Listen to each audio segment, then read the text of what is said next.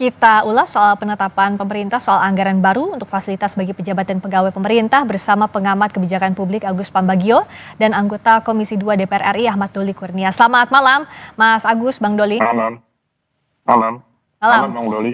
Selamat malam. Malam, saya Malam. ke Mas Agus dulu. Jadi kalau soal catatan anggaran bagi pejabat ini, kalau Kementerian Keuangan bilang bahwa ini sudah sesuai dengan harga pasar, juga untuk makanan misalnya, ini tidak terlalu besar dianggapnya untuk ukuran Jakarta, batas tertinggi yang bisa dibelanjakan. Sebenarnya sudah tepat atau belum dari sisi hitungan kalau menurut Mas Agus? Gini ya, kan saya mendukung apa yang disampaikan oleh Presiden Prabowo soal penghematan. Sehingga yang terjadi di kementerian dihemat, AC tidak dipasang full, listrik dikurangi dan seterusnya. Lalu pertemuan-pertemuan dan sebagainya dikurangi. Nah, perlu Anda ingat bahwa fasilitas-fasilitas ini kan ditentukan untuk eselon 2 ke atas. Yang fungsional kan tidak. Padahal kawan-kawan ASN itu kan selain gaji, tambahan itu ada diskusi, jalan keluar kota, menginap, dan seterusnya.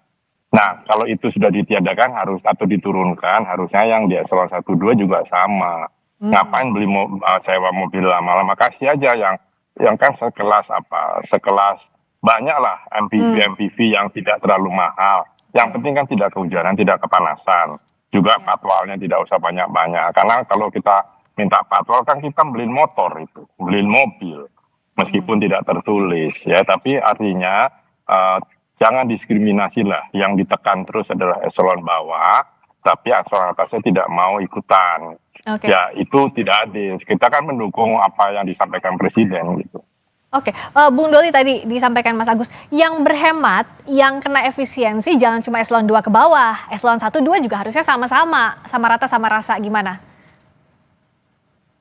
Iya, saya kira memang prinsip keadilan juga harus ditegakkan ya.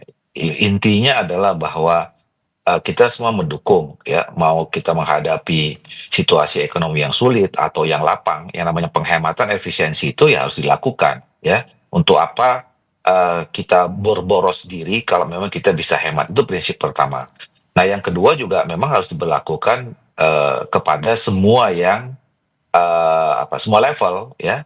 Nggak boleh ada diskriminasi penerapan penghematan itu. Jadi saya kira memang ya coba lagi kalau memang ada pandangan ya terutama dari Mas Agus tadi bahwa memang tidak kelihatan ya semuanya merata gitu, ya mungkin perlu juga ditinjau ulang lagi itu supaya memang nanti semuanya merasakan hal yang sama, karena kalau tidak adil nanti akan mengurangi kinerja tuh. Ya kan, nanti ada yang semangat bekerja, ada yang tidak semangat karena merasa tidak diperlakukan secara adil. Nah, itu akan dan itu akan mengganggu produktivitas pemerintahan juga. Nah, jadi kan efeknya juga bisa tidak bagus gitu. Jadi menurut Bung Doli ini masih harus ditinjau ulang? Ya tadi kalau memang ini kan baru diumumkan ya. Saya kira kan pertama tentu pemerintah juga pasti punya pertimbangan ya mengeluarkan kebijakan ini. Kementerian Keuangan juga pasti punya rumusan-rumusan gitu. Nah, tapi kalau kemudian nanti ada feedback, ada masukan, terutama juga nanti yang terdampak, maksudnya mereka yang kemudian nanti merasakan, katakanlah tadi kalau misalnya Mas Agus mengatakan itu hanya terkena kepada eselon 2-3, kan pasti mereka lama-lama teriak tuh, ya kan? Nah, kalau memang nanti seperti itu, ya tentu pemerintah harus juga memperhatikan suara-suara seperti itu. Nah, Mas Agus tadi agar tidak terjadi hal-hal yang mengurangi produktivitas karena jadi nggak semangat karena loh kok kalau untuk eselon 1-2 tetap dapat fasilitas sementara eselon bawah ini harus berhemat. Itu apa yang harus dilakukan? Apakah memang harus ditahan dulu, aturannya nggak berlaku dulu atau seperti apa, Mas Agus? Gini, kan kita tahu semua lah kawan-kawan ASN itu kan tambahan-tambahannya dari tadi diskusi dan sebagainya. Akibatnya yang ditekan gitu kan hotel-hotel, tempat-tempat pertemuan kan sepi juga. Sehingga mereka gajinya dipotong juga, kan? Unpaid leave-nya 10% dan seterusnya. Nah, maksud saya, ya itu diperhatikan. Jangan pejabat apa beda sih, kan makannya nasi juga sama. Ngapain harus ke tempat restoran mahal? Ya oke lah kalau normal. Tapi kalau sekarang, atau siapa yang mau bayarin? Tauke-nya yang mau bayarin, kan itu juga perlu. Ini kan kalau yang kelas bawah mana punya tauke. Nah, semacam ini susah kan sekarang saya bilang pada teman-teman ASN itu yang kelas bawah, ya kamu sekarang dihemat AC-nya, listriknya itu ya bawa aja kipas angin, kan pada gitu di awal-awalnya. Saya cuma bilang satu lagi yang harus dibawa yaitu deodoran, karena jadi kita berkeringat Hmm. gitu. Nah, ini hal-hal ini ke soal kesetaraan lah. Kita kan Ya. sama-sama berhemat. Kita setuju Presiden bilang hemat, ayo kita hemat. Tapi jangan begini. Ini kan melukai saja. Sudah dapat fasilitas, ada rumah, ada apa, sudahlah. Pengawalnya nggak usah banyak-banyak. Tetot bikin orang marah itu. Ya. Itu Nah, bikin orang marah. Jadi nggak perlu. Itu yang harus dihilangkan. Kalau kita mau sama-sama melarat ya, sama-sama menikmati kekurangan ekonomi dan sebagainya. Nah, jadi kalau dari tadi yang disampaikan Mas Agus harus dijaga juga kan psikis eselon 2 ke bawahnya. Jangan Iya. sampai kok kalau pejabat dapat fasilitasnya tetap aja, nggak Iya. ada yang dipotong signifikan gitu ya, Mas Agus. Iya kan, kalau dibilang tanggung jawabnya kan besar ya, siapa suruh mau jadi pejabat gitu kan. Dan apalagi sekarang juga ada kasus TNI Polri itu juga menambah lagi. Jadi ASN itu bekerja di negara itu cita-citanya 4D atau jadi eselon 1. Kalau di situ lalu dikosong tempat-tempat itu diisi oleh yang bukan ASN, kan itu juga menambah semangat juga gitu. Oke. Mengurangi maksud saya. Kalau dari Bung Doli, bagaimana sebenarnya untuk melihat dalam kondisinya di lapangan, kan ada hierarki. Misalnya fasilitas eselon 1 dapatnya apa, eselon 2 dapatnya apa, nggak bisa dihindarkan. Tapi dalam kondisi efisiensi, apa-apa sebenarnya yang harus lebih diperhatikan, hal yang harus hati-hati diputuskan, Bung Doli? Ya, pertama tadi misalnya kalau soal ini juga harus dihitung. Kemarin waktu pertama kali juga kebijakan yang dikeluarkan, saya juga sempat menyampaikan, misalnya kalau mereka meeting-meeting, kemudian rapat-rapat gitu, FGD segala macam itu kan ditiadakan, yang selama ini itu juga dilaksanakan misalnya di tempat hotel, di hotel-hotel gitu ya. Dan menurut saya sebetulnya belum tentu juga mewah-mewah itu rapat-rapat seperti itu. Cuman yang harus dipertimbangkan begini, kalau kita juga tidak mengukur, walaupun saya yakin ya pemerintah, Kementerian Keuangan sudah mengukur juga. Kalau misalnya kegiatan-kegiatan yang selama ini dilaksanakan di luar, di hotel itu juga dihapuskan total, itu kan pasti juga berdampak kepada rakyat kecil yang bekerja di situ. Oke. Restoran, itu kan juga ada rakyat yang bekerja. Nah, kalau itu juga nanti pada akhirnya sepi, ya itu kan juga akan berdampak, satu. Yang kedua, secara internal, tadi saya kira memang ya kita kan sama-sama tahu juga sebetulnya fasilitas-fasilitas yang selama didapat gitu. Jadi kalau misalnya kebijakan diterapkan, yang fasilitas selama ini yang kadang-kadang kalaupun nggak ada penghematan itu membuat iri juga, ya kan? Membuat jealous, eselon 3 dan 4 kok fasilitasnya yang eselon 1, eselon 2 itu terlalu besar segala macam gitu. Nah, ini juga harus dipertimbangkan. Jadi kalaupun ada penghematan, nah fasilitas-fasilitasnya juga harus disesuaikan supaya tidak merasa ada yang ya apa namanya? Ada diskriminasi gitu ya? Merasa yang ya masa tidak adil lah kira-kira gitu. Ya. Kalau alasannya atau kalau statement yang diberikan bahwa ini menyesuaikan harga pasar misalnya untuk kendaraan, apakah iya memang harga pasar itu harus jadi satu-satunya yang diikuti, atau ya tadi ada banyak pointers yang harus dipertimbangkan, Bung Doli? Iya, saya kira memang harus setiap kita mengambil kebijakan tentu tidak bisa dilihat dari 1, 2, 3 variabel saja ya. Semuanya harus dihitung, harus dikalkulasi. Seperti yang saya katakan tadi, urusan penghematan di ASN itu bisa berdampak juga kepada kehidupan masyarakat di luar ASN. Ya. Kayak tadi saya katakan, orang juga kan bekerja di tempat-tempat yang memang selama ini dipergunakan fasilitasnya oleh pemerintah atau ASN. Nah, itu kan nggak bisa juga variabel itu diabaikan. Maka oleh karena itu ya kita saya yakin dan saya kira juga ke depan seterusnya harus dipertimbangkan banyak variabel setiap kita mengambil keputusan yang strategis seperti ini. Nah, kalau misalnya dikatakan di kantor Kementerian Keuangan, saya tanya ke Mas Agus, kan dibilang bahwa ini biaya yang ditetapkan ini sebenarnya tidak terlalu besar untuk ukuran Jakarta satu. Berikutnya ini adalah batas tertinggi yang bisa dibelanjakan. Artinya ini justru dibuat buffer paling tingginya, nggak boleh ngelewatin batas itu di tengah efisiensi. Pertimbangan ini tepat atau tidak menurut Anda? Mas Agus tolong di-unmute dulu. Belum di-unmute.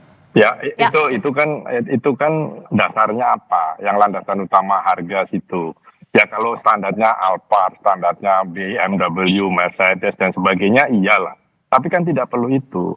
Tugas negara memberikan fasilitas kepada pejabatnya itu sesuai dengan kemampuannya kan begitu. Hmm. Nah sekarang daripada untuk menaikkan tingkat level jenis mobilnya yang multi mewah gitu, kenapa tidak dana itu digunakan untuk oke lah kalau gitu bikin lagi diskusi-diskusi supaya yang kelas bawah itu dapat tambahan. Dia Oke. pergi ke daerah, airline dapat penumpang, hotel dapat tamu. Kan semua tadi Bang Doli sampaikan juga itu. Jadi daripada dipasangkan di sana toh mereka punya mobil mahal juga, ngapain dikasih mobil mahal oleh pemerintah gitu. Oke. Mobil biasa saja, MPV biasa, yang penting kan bisa nyampe kantor, boleh pakai tot gitu, tapi kan uang yang digunakan di situ, itu digunakan untuk yang kelas bawah supaya dia bisa dapat tambahan, diskusi keluar daerah, kontrol apa kayak gitu loh. Tidak banyak-banyak, tapi berilah kesempatan sehingga mendapatkan tambahan. Itu yang saya katakan Oke. harus ada imbangan. Gitu. Jadi sederhananya gini ya Mas Agus, tambal sulam. Oke lah kalau tadi asalnya komponen mobilnya harganya sekian, standarnya mobil Ya, mewah turunkan tertentu separuhnya. diturunkan, diganti dialokasikan ke yang misalnya bisa berdampak lebih banyak lagi untuk restoran atau misalnya hotel atau apa kalau ada pertemuan gitu ya. Atau kantor AC-nya jangan panas sampai 26 karena dimatikan. Ya kan, ya harus bawa fan, bawa tadi deodoran, itu kan nggak benar. Jadi maksud saya turunkan itu standar yang sudah di atas yang untuk supaya di bawah bisa semangat, dia bisa jalan sekalian pulang kampung, ya kan? Ya diskusinya jangan berlebih lah, diskusinya memang ada hasilnya. Dan juga akhirnya hotel kan bisa menjalankan MICE, ada uangnya. Sekarang hotel hanya bergantung pada orang menginap itu nggak banyak. Kemudian juga airline yang sekarang sudah mau bangkrut semua itu bisa punya sudah mau bangkrut dipotong pula tarifnya gitu kan, sementara US dollarnya tetap tinggi. Nah hal-hal semacam ini kan bisa kan, masa Menteri Keuangan tidak bisa ngitung gitu? Bisa lah. Itu cuma lulusan tata buku aja bisa itu. Iya, jadi daily schedule yang harusnya dialokasikan untuk meeting dan lain-lain sebenarnya masih bisa aja ya, asal standarnya turunin, asalnya misalnya bintang 5, jadilah bintang 3 atau seperti apa. Bisa bintang 5 juga bisa silakan, tapi yang untuk alokasi kendaraan, fasilitas yang hanya dinikmati eselon 1, 2 dan menteri itu yang dipangkas. Ya, jadi yang hanya dinikmati golongan tertentu gitu ya Mas Agus ya? Iya, dan mereka kan sudah cukup mampu untuk membeli mobil sendiri, mana ada menteri yang miskin? Nah, ada kan? Oke. Kalau dari Bung Doli, bongkar pasang format anggaran seperti ini secara birokrasi memungkinkan atau enggak sih, Bung Doli? Oke, kita masih coba lagi perbaiki komunikasi, tadi terputus sambungannya. Jadi kalau secara birokrasinya Mas Agus bisa-bisa aja ya ini dilakukan? Ya bisa saja, kan ini Juni, ini kan ada perubahan anggaran nih, makanya kan muncul. Ya kan, perubahan anggaran, ya dirubah saja, kan nggak masalah. Yang penting itu adil dan tidak dikorupsi, itu aja. Ya. Yang korupsi tembak aja udah, karena udah susah kita masih dikorupsi pula gitu loh. Iya. Jadi jangan sampai yang satu pihak merasakan efisiensi, pihak lainnya tidak. Tapi kalau untuk secara will-nya, kemauan ini, siapa yang bisa mengoreksi kebijakan yang sudah diputuskan? Ya, kan ada Menteri Keuangan lapor Presiden tetapkan kan begitu.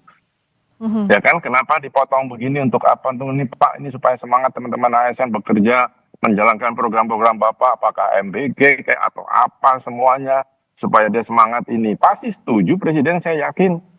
Karena yang jadi menteri jadi itu kan bukan orang miskin. Dan dia tidak perlu dikasih itu dalam situasi sekarang ya. Kecuali kalau nanti kita sudah makmur, yang silahkan aja pakai standar-standar yang Menteri Keuangan tadi sampaikan. Tapi sekarang ini tolonglah yang di bawahnya ini diangkat, karena banyak sekali sektor yang sangat bergantung pada APBN. Begitu APBN-nya macet dari Kementerian PU, dari Kementerian Perhubungan, sekarang yang paling tinggi kan MBG. Nah MBG itu mengalirnya kemana itu? Nah ini yang harus dihitung dengan baik, dan Menteri Keuangan bisa lakukan itu kan ada 3 wamennya. Terus apa kerjanya? Jadi kalau Mas Agus lihat ini aturannya salah momen? Ya iyalah. Harusnya kan melihat situasi, kan Presiden jelas penghematan, itu jelas loh pesan Presiden yang harus dijabarkan anak buahnya. Nah dijabarkan itu, mana penghematannya? Kok yang cuma di bawah dihemat tadi? Nggak boleh ada acara ini itu, yang itu justru ada pemasukan buat kawan-kawan ASN. juga lalu pengaruhnya kepada hotel, kepada airlines, pada bis, kereta api, semua. Ya. Nah kalau itu tidak diangkat kan nggak bergerak ekonomi. Ya. Ngapainnya sudah jadi pejabat kan, dia untuk jadi pejabat juga keluar duit banyak, artinya kan tidak miskin loh. Oke, jadi artinya mengeluarkan aturan soal anggaran di tengah efisiensi ini yang harus hati-hati dan harus cermat, Harus dan merata dan cermati ya, jangan melukai orang yang sudah stres, duit nggak ada, terus melihat di atas, waduh kok enak ya, gitu. Ya harus merata dan cermat. Terima kasih Mas Agus. Dan jangan dioperasi, jangan dikorupsi ya. Kalau itu wajib ya, jangan sampai udah susah dikorupsi pula. Mau jadi apa ya kan? Mas Agus, terima kasih banyak. Agus Pambagio, pengamat kebijakan publik, selamat malam. Dan juga tadi sudah bergabung anggota Komisi 2 DPR RI Ahmad Doli Kurnia.